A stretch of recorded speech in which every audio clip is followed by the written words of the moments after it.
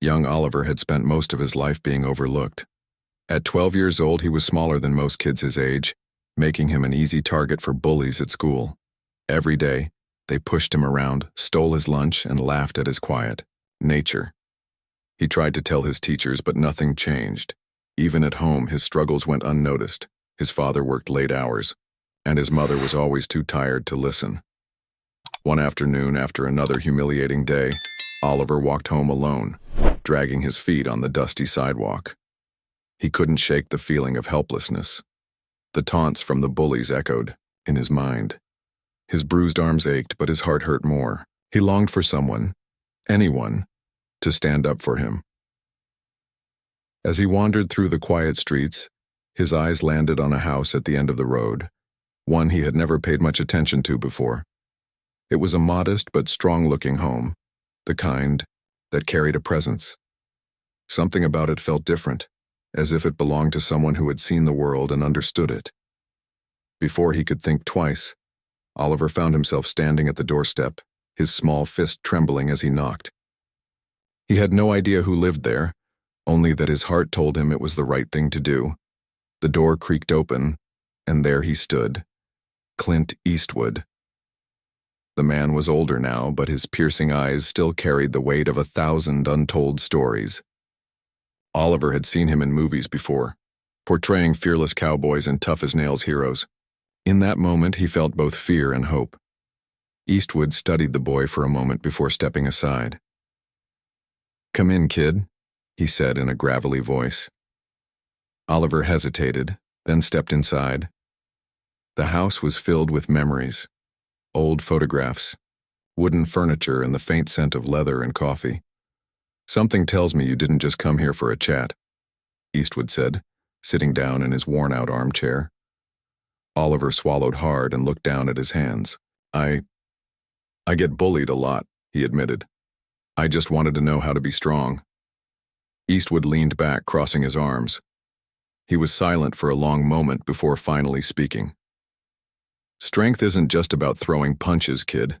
It's about knowing when to stand your ground and when to walk away." He glanced at a framed photo of himself from years ago. "You ever heard of the strongest man in the world?" Oliver shook his head. "The strongest man isn't the one who fights the most," Eastwood continued. "It's the one who knows his worth, who doesn't let people tell him who he is." Oliver listened intently, hanging on to every word. No one had ever talked to him like this before. No one had ever told him he was worth something. Eastwood stood up and motioned for Oliver to follow him outside. In the backyard, there was an old wooden punching bag, swaying gently in the wind. "You don't have to fight to be strong," he said. "But if you're ever in a situation where you have to defend yourself, you better know how to do it right." He showed Oliver how to stand firm, how to balance his weight, and how to throw a punch, not out of anger, but with confidence.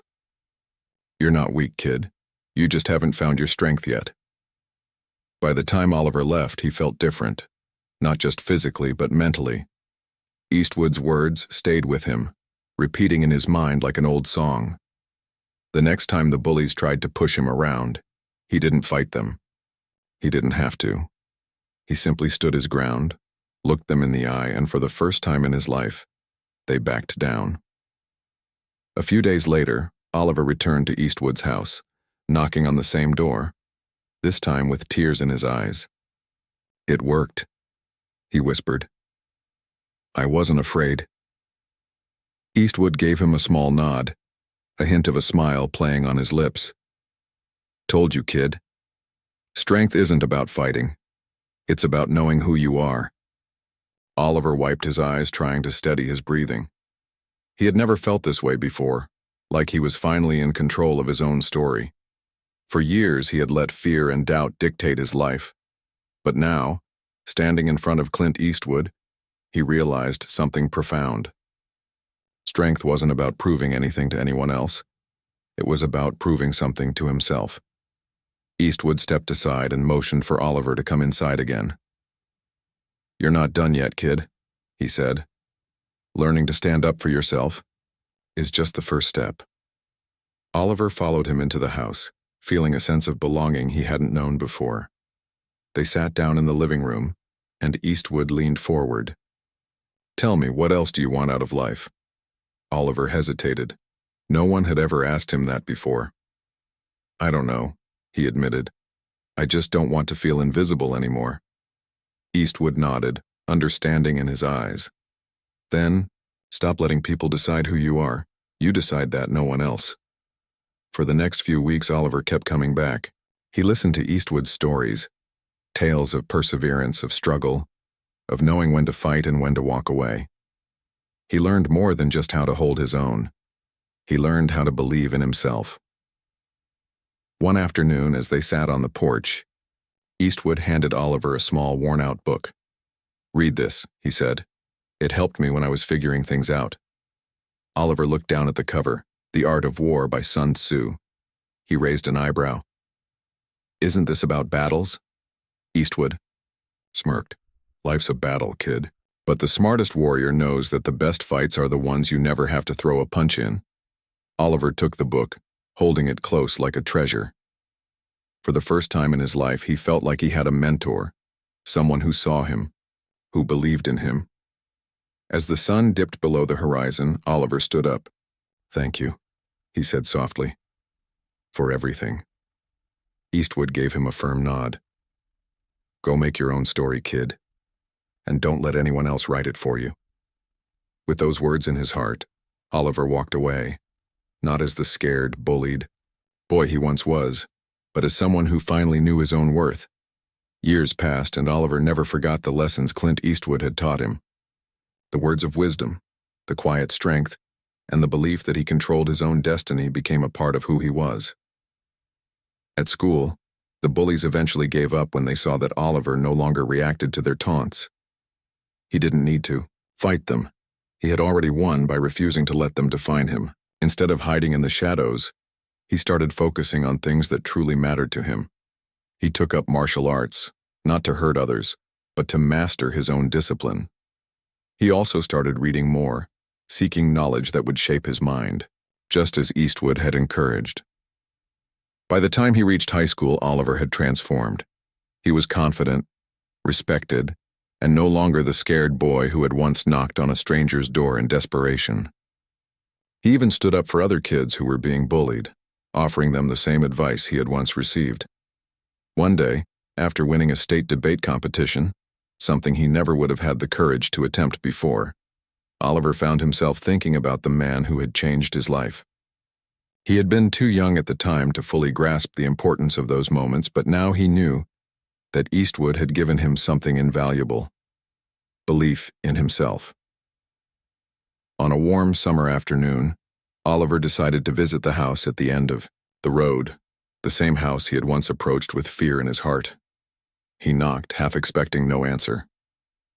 The door creaked open, and there he was, older, but still the same, Clint Eastwood. His sharp eyes studied Oliver for a long moment before a slow smile crossed his face. "You got taller," Eastwood remarked, leaning on the doorframe. Oliver chuckled. "And stronger, thanks to you." Eastwood gestured for him to come inside, just like he had all those years ago.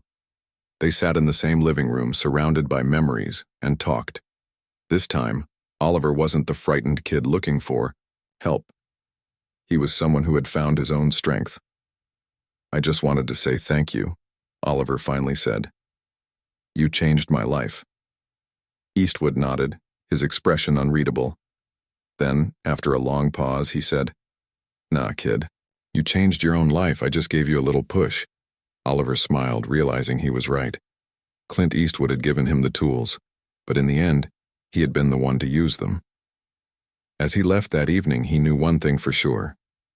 He would spend the rest of his life paying it forward, just as Eastwood had done for him. Years later, Oliver had grown into a man with purpose. He carried Clint Eastwood's lessons with him through every stage of his life, through college, through challenges, and through moments where he had to stand his ground. No longer was he the timid boy who felt invisible. He had become someone people respected, not because he was the loudest or the strongest, but because he understood his worth. One day, after finishing a speech at a leadership conference, Oliver found himself reflecting on how far he had come. The bullied boy from years ago was now a motivational speaker, traveling the country and inspiring young people to overcome their struggles. He had dedicated his life to helping others find their confidence, just as Clint Eastwood had helped him. Feeling a deep sense of gratitude, Oliver knew there was one person he needed to see again. He cleared his schedule and took a flight back to his hometown, driving through the familiar streets until he reached the house at the end of the road. He felt a mixture of nostalgia and nerves as he stepped onto the porch and knocked on the door. After a moment, the door opened slowly. Clint Eastwood, now well into his 90s, stood there still carrying that unmistakable presence. His sharp eyes studied Oliver, and then with a knowing smile, he simply said, "Took you long enough, kid." Oliver chuckled, stepping inside as memories flooded back. They sat down in the same living room where they had talked years ago, the place where Oliver's life had changed forever. "I wanted to see you," Oliver said, "to tell you that everything you taught me, it shaped my life. I wouldn't be the man I am today without you." Eastwood leaned back in his chair, nodding, slowly. "I knew you'd make something of yourself. You had it in you all along."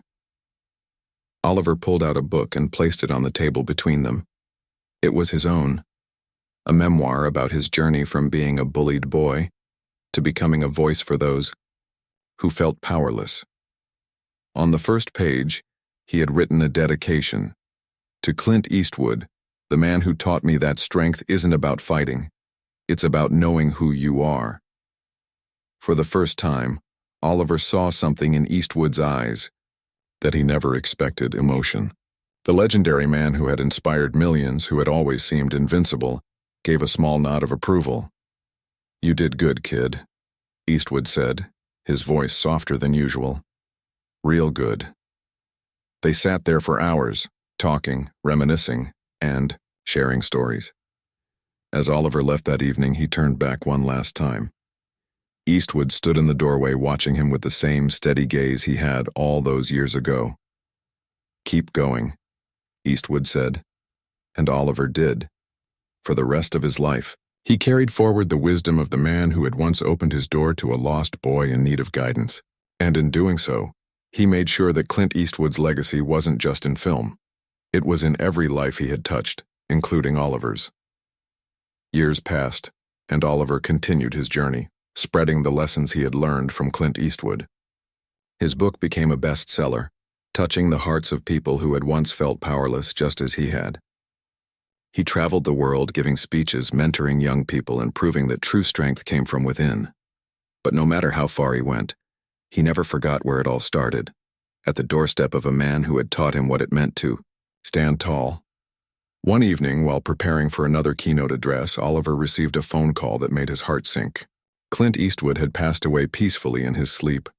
The world mourned the loss of a legend, but for Oliver it was something more. He had lost a mentor, a friend, and the man who had unknowingly saved his life. Without hesitation, he canceled his upcoming events and flew back home. The funeral was small and private, attended by close friends, family, and those who had been fortunate enough to know the man behind the legend. Oliver stood quietly among them, reflecting on the impact Eastwood had left, not just on Hollywood, but on people like him. After the service, Oliver made his way back to the house at the end of the road. It stood quiet now, the porch light off, the door forever closed. He walked around the backyard where an old wooden punching bag still hung, swaying gently in the wind. As he stood there, he felt a deep sense of gratitude. Clint Eastwood had given him more than advice. He had given him a sense of purpose, and now it was his turn to carry that forward. A few months later, Oliver announced a project in honor of his mentor, the Eastwood Foundation for Strength and Resilience, a program dedicated to helping young people overcome bullying, find their confidence, and build a future where they could stand tall. The foundation provided mentorship, self-defense training, and scholarships to those in need. The response was overwhelming. Donations poured in from people who had been inspired by Eastwood's life, and the program quickly became a beacon of hope for thousands of children. Oliver traveled across the country, sharing Clint's lessons, making sure that his wisdom would live on for generations. On the day of the Foundation's grand opening, Oliver stood before a crowd, holding back emotions as he spoke. Years ago, I knocked on a door, desperate for help.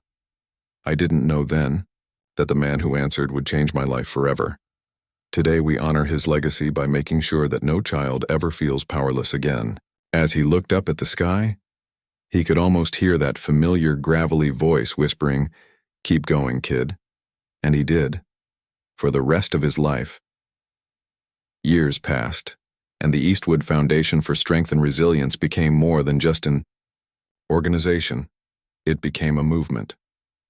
Schools across the country implemented programs inspired by Clint Eastwood's lessons on inner strength, discipline, and self-worth. Oliver found himself at the forefront of something much bigger than he had ever imagined.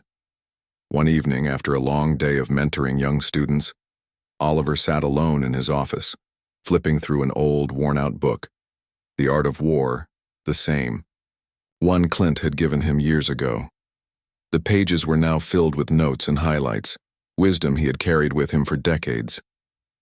He smiled, thinking about how life had come full circle. Just then, his assistant knocked on the door. "Oliver, there's someone here to see you," she said. He looked up, surprised. It was late, and he wasn't expecting anyone. "Who is it?" She hesitated. "A boy. Says he needs help." A familiar feeling stirred in Oliver's chest, the same desperation he had once felt when he knocked on Clint Eastwood's door so many years ago. He stood up, adjusting his suit, and walked toward the lobby. Sitting there was a boy no older than 12, his small hands clenched into fists, his face streaked with dried tears. He looked up at Oliver with wide, fearful eyes. "I don't know where else to go," the boy admitted, his voice barely above a whisper. Oliver felt a lump in his throat, recognizing the pain in the boy's voice. It was the same pain he had once carried. Slowly, he walked over, knelt down to the boy's level, and placed a reassuring hand on his shoulder. "You came to the right place," Oliver said with a kind smile. "Let's talk." And in that moment, as he guided the boy into his office, Oliver realized that Clint Eastwood's legacy wasn't just about the movies he had made or the characters he had played. It was about the lives he had changed, including Oliver's. And now, Oliver was ready to pass that strength forward, just as Clint had done for him. As Oliver sat across from the boy, he could see the weight of the world on his young shoulders. His posture, the way he avoided eye contact, the quiet tremble in his voice. It all reminded Oliver of himself on that fateful day when he had knocked on Clint Eastwood's door. "What's your name?" Oliver asked gently. The boy hesitated. "Leo," he said softly. Oliver nodded.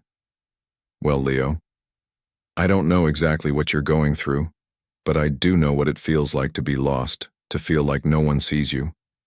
But I promise you, you're not alone." Leo's lip quivered, and he quickly wiped his eyes. "They won't stop," he mumbled. "The kids at school, they push me, call me names. They say I'm weak. I don't know what to do anymore." Oliver took a deep breath, feeling his heart ache for the boy. He had been in this exact position before, but now he was sitting on the other side of the conversation. He thought of Clint. How the legendary man had seen something in him when no one else did. And now it was his turn to do the same for Leo. "You ever heard of Clint Eastwood?" Oliver asked. Leo furrowed his brow. "The cowboy guy. My grandpa watches his movies." Oliver chuckled. "Yeah, that guy. He once taught me something that changed my life." Leo tilted his head. "What did he say?" Oliver leaned in slightly, his voice calm but firm. "That real strength isn't about fighting back. It's about knowing who you are and refusing to let anyone else decide that for you." Leo's gaze softened, the words sinking in. Oliver could see the boy desperately wanting to believe them, just as he had once wanted to believe. "Come with me," Oliver said, standing up. He led Leo to the gym section of the Foundation's building, where a simple but sturdy punching bag hung from the ceiling. "Now, I'm not going to tell you to fight your bullies," Oliver said, "but I will tell you this. You need to start seeing yourself as strong. Not because you can throw a punch, but because you know you don't have to. Leo hesitated, then nodded slowly. So, what do I do? Oliver smiled and patted the punching bag.